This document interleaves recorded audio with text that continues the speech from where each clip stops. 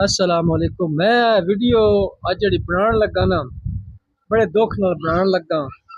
अगे जातक आया बाहर ना खेड के हुन डिगर दा टाइम है 10 मुहर्रम उल हराम है ते औने आके दसदा पिया भी अज चौल भी रज खादे ने, जूस वाले डब्बे भी वंडीते ने 50-50 वाले, अंब भी वंडीते ने, शाह भी वंडीती है ते अज ते इंज लगदा पिया भी जिवें ईद है। जी इस गल की ने ब्याज ते पे लगता भी जिवें ईद है। उस वेले दी मैंने गल जड़ी ना खुटकदी पई ते बच्चे आंदे ना, बच्चे मन के सच्चे क्यों शकील साहब, बिल्कुल जी। बच्चे मन के सच्चे, बच्चे जो वेखदे ने वही बोलदे ने। बच्चे बनावटी तावीला नहीं देंदे। बच्चियां वेख्या ईद वाला समा है और असी हालांकि वेख्या जावे तो 10 मुहर्रम सोग दा एक माहौल होना चाहिए, बच्चा नूं लगे कि सोग है।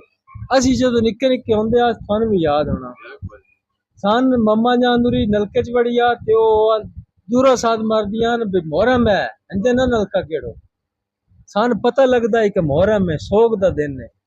हुण वो ऐसी कोई अजीब ट्रेंड चल गया, समझ तो बाहर है कहानी। इंज क्यों है, इसकी की वजह है? सोग नूं असी इंज मना रहे हैं जिवें ईद होंदी। बच्चे हुण जो कुछ वेखदे ने बच्चे जाहिर है वही बोलदे ना, ते माहौल भी वही बनया पिया।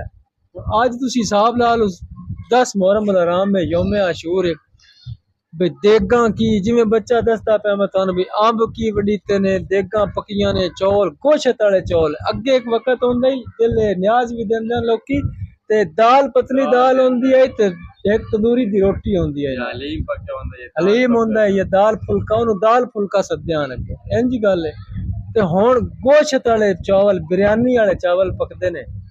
मतलब हुण इस हौली हौली असी किधे लैके जा रहे हैं? मैं तो नौज बिल्ला वेख रहा कि अल्लाह ना करे आने वाले वक्त जेड़े ए सोग दा समान है बिल्कुल यकसर ही चेंज हो कि ईद दा समान बन जावे हर पासे हिसाब।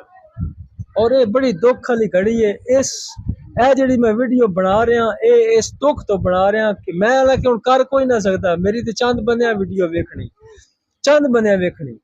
ते मैं चाहना कि जेड़ा भी बंदा वेखे कम अज कम वो अपने घर विच अपने अड़ोस पड़ोस ते ये गल करे ना कि यार सोग नूं सोग दी तरह मनाना चाहिए। कदी इंज भी होया भी तुहाडे घर कोई 7 ताईं 10वें ताईं जिले कोई होंदा सोग दा समा कदी किसी इंज मनाया जिवें असी ये 10 दिन मनाने आ? बिल्कुल यकसर चेंज कर दिता है। इस ते कम करने की जरूरत है, इस गल नूं समझण दी जरूरत है, इस गल नूं फैलाण दी जरूरत है।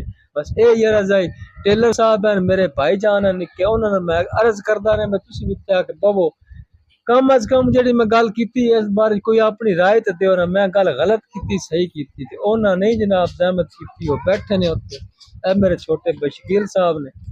बिल्कुल की ख्याल है थोड़ा इस बारे अमल होना चाहिए, कोई ना कोई अमल होना चाहिए। तुसीं इस गल नूं नोट कीता?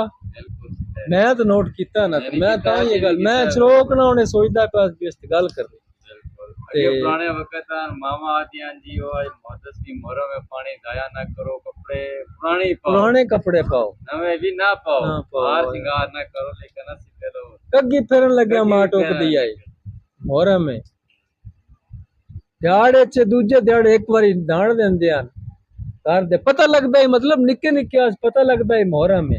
हुण बच्चों नूं लगदा कि ईद। मैं तुहानूं दसदा पिया वल्ला बखुदा मैं कोई ये वीडियो वास्ते गल नहीं कर रहा, मैं वीडियो बनानी है साडा मेरा अपना बाल है बाहरों आया उसमें सारी स्टोरी दसी ते नाल जिले ये गल की ना भी इंज ते अज ते इंज ते लगदा भी जिवें ईद है। उस वेले मेरा दिल दुखिया भी ये गल ठीक आख रहा बच्चा, असी बिल्कुल नहीं उस बार इस तरह दा वेख्या बार माहौल वेख्या। चलो बहरहाल दुआई कर सकते हैं, अपने वाली कोशिश कर सकते हैं। दुआ दे नाल नाल कोशिश भी जरूरी होंदी है। जेड़ा बंदा मेरी यह वीडियो सुने कम अज कम 2-4-6 बंदियां नूं वो ये गल करे।